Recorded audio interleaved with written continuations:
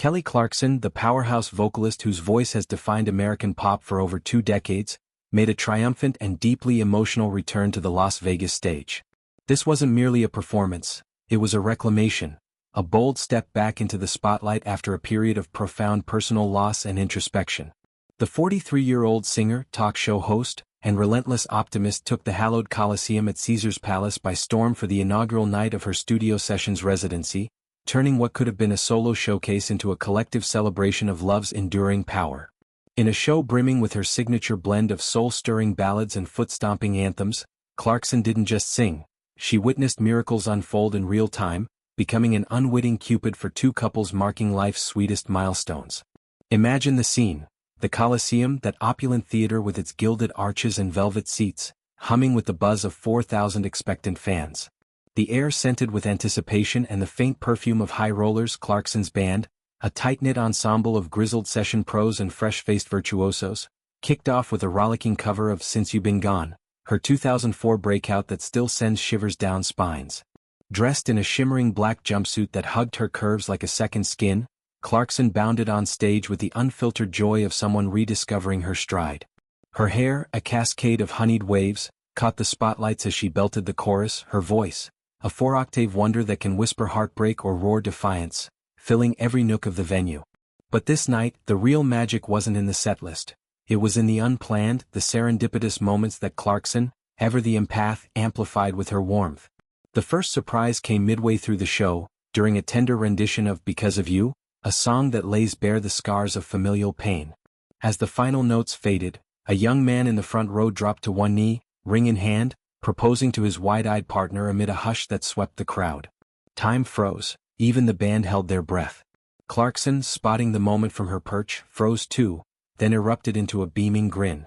"That is so sweet," she exclaimed, her Texas drawl thick with genuine delight, as cheers thundered like applause for an encore. The woman, tears streaming, nodded furiously, and the couple embraced as confetti cannons, meant for the song's close, rained down unexpectedly, turning the proposal into a fairy tale explosion. Clarkson, ever the quick-witted host from her daytime TV throne, leaned into the mic. "Y'all ignore my next song. Just stay in this moment, hang out there, you know what I'm saying? Maybe go to the bathroom. I don't want to poo on your parade." Her quip, delivered with a wink and a chuckle, diffused any awkwardness, drawing belly laughs that echoed her own infectious humor. This wasn't scripted serendipity, it was Clarkson's gift for presence, honed from years of connecting with audiences on The Kelly Clarkson Show, where she turns interviews into therapy sessions. But the night's joy didn't stop there. Later, as she transitioned into Stronger, What Doesn't Kill You, an empowerment anthem born from her own divorce saga, another couple caught her eye, this one celebrating a decade of matrimony. The wife, holding up a sign that read, 10 years stronger because of Kelly, beamed as her husband planted a kiss on her cheek. Clarkson paused the band again, her eyes misting. "You made it a decade? Yeah, look at that," she declared, dropping the expletive with the casual flair of a friend at a backyard barbecue. The crowd hooped, and Clarkson invited them on stage for a group hug, her arms enveloping them like a big sister embrace. In that instant, the residency transcended entertainment. It became a communal vow renewal, a reminder that love's milestones are worth pausing for, even in the glare of Vegas lights. To understand the weight of this return, one must rewind to the shadows that preceded it. Clarkson's hiatus from the stage stemmed from the heartbreaking passing of her ex-husband, Brandon Blackstock, a loss that rippled through her life like a stone in still water. Their marriage, once a tabloid fairy tale that produced 2 children, daughter River and son Remington, ended in a bitter 2020 divorce marred by custody battles and financial disputes. Blackstock's death, coming amid Clarkson's burgeoning solo career pivot, forced her to step back, prioritizing healing over headlines. She poured her grief into her talk show, where segments on resilience drew record viewings, and into quiet family time in her Montana ranch. Whispers of her Vegas residency circulated for months, billed as studio sessions, an intimate, jazz-infused affair promising covers and originals stripped to their emotional core. Fans speculated, would she address the loss head-on? Clarkson, true to form, let the music speak, weaving vulnerability into every note without overt exposition. The residency's concept is pure Clarkson, unpretentious, soulful, and interactive. Unlike her bombastic piece-by-piece tour days, studio sessions harks back to her Kellyoke roots, Those viral daytime clips where she reimagines classics with a country twang.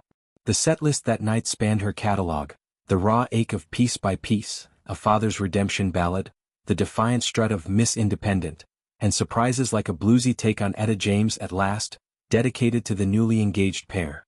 Backed by her band, led by guitarist Jacob Sibba, whose solos evoke sun-baked highways, Clarkson prowled the stage like a lioness reclaiming her den. Her banter, peppered with self-deprecating jabs, "Y'all know I cry at commercials, so this is gonna be a mess," kept the energy light even as deeper currents ran beneath. Vegas, with its neon-veiled excess, has long been a graveyard for comebacks, but Clarkson's felt like resurrection. The Coliseum, once Adele's domain and Celine Dion's cathedral, welcomed her as kin, a fellow diva who's weathered storms. Post-show, fans lingered in the lobby, swapping stories of how her music soundtracked their own heartbreaks and triumphs. One attendee, a mother of two who'd proposed to her wife years prior inspired by Clarkson's coming-out allyship, called it "therapy with a beat." Clarkson's team reported the show sold out in minutes, with subsequent dates, spanning holidays and into the new year, poised to do the same. Merch tables flew with stronger tees emblazoned with fist-pump graphics, and social feeds lit up with clips of the proposals, #Kelly's Cupids.